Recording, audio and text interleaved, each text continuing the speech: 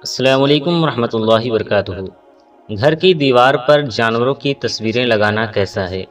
محترم ناظرین، آج کی اس ویڈیو میں آپ کے سامنے اسی مسئلے کو وضاحت کے ساتھ بیان کرنے والا ہوں کہ بعض لوگ اپنے گھروں میں زینت و آرائش کے لیے اپنے گھر کی دیواروں پر شیر، گھوڑے، کتے اور دوسرے جانوروں کی تصویریں لگاتے ہیں، جن میں ان جانوروں کی شکلیں واضح طور پر دکھائی دیتی ہیں۔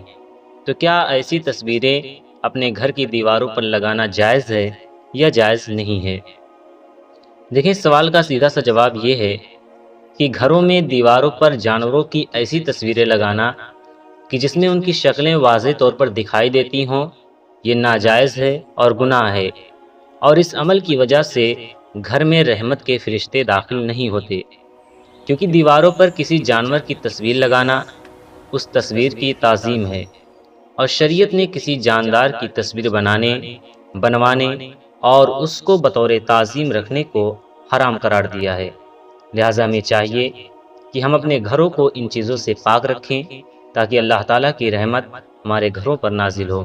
اگر آپ کو یہ ویڈیو فائدہ مند لگا ہو تو لائک کریں، کمنٹس میں اپنی رائے ضرور دیں، اور ایسی مزید اسلامی ویڈیوز کے لیے ہمارے چینل کو سبسکرائب کریں۔ السلام علیکم ورحمۃ اللہ وبرکاتہ۔ Like a Hellcat.